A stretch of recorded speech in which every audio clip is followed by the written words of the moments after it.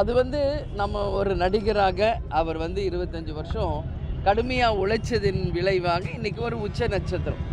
So அவருக்கு fan followers நிச்சயமாக அதிகமாக இருக்கும். இதெல்லாம் நாங்கள் கேப்டன் கூட 1990லேருந்தே இதெல்லாம் நாங்கள் பார்த்து பழகிட்டோம். அதனால் இன்றைக்கி விஜய் பார்க்குறவங்களுக்கு புதுசாக இருக்கும். உங்கள் எல்லோரும் சீனியர் ஜேர்னலிஸ்டாக இருந்தால் உங்களுக்கு தெரியும் கேப்டன் வரலாறு. அதனால் வந்துங்க ஒரு உச்ச நட்சத்திரம் மக்களால் விரும்பப்படுபவர்களுக்கு இது மாதிரி கூட்டம் கூடுவது இயற்கை. அதை வந்து இன்னும் கொஞ்சம் ஆர்கனைஸ்டாக பண்ணியிருந்தா அவங்க வந்து இன்னும் சிறப்பாக பண்ணியிருக்கலாம். ஏன்னா ஒரே நாள் 3 தொகுதிங்கிறாரு. ஸோ அதனால் அவங்களால ரீச் பண்ண முடியல.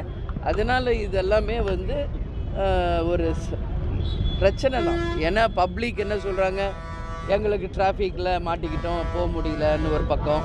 இன்னொரு பக்கம் அவருக்காக வெயிட் பண்ணவங்க எங்களால் அவரை பார்க்க முடியலன்னு ஒரு பக்கம். இதெல்லாம் வரும். இதெல்லாம் வந்து இயற்கையான ஒரு விஷயந்தான்.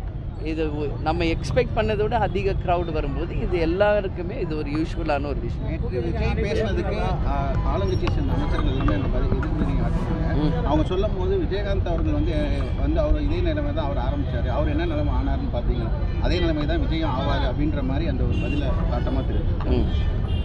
நான் அப்படி தான் அவங்க பேசுவாங்க. ஏன்னா இன்றைக்கி விஜய் யாரை 2 பேரை எதிர்த்து சொல்கிறாரு, ஒன்று திமுக, இன்னொன்று பிஜேபி.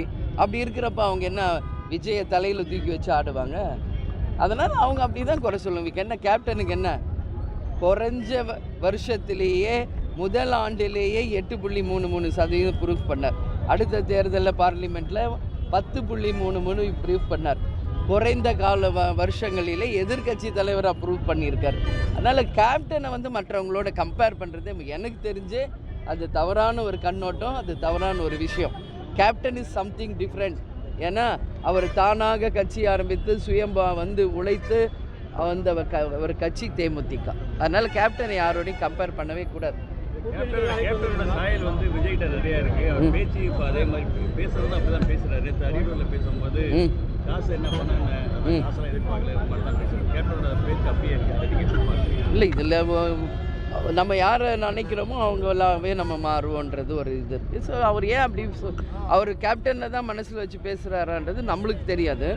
அவர் சொல்கிறத வச்சு நீங்களாக யூகங்களாக கேட்குறீங்க. ஆனால் இதுக்கு எல்லாத்துக்குமே விஜய் சம்மந்தப்பட்ட அனைத்து கேள்விக்கும் பதில் சொல்ல வேண்டியது விஜய் தான்.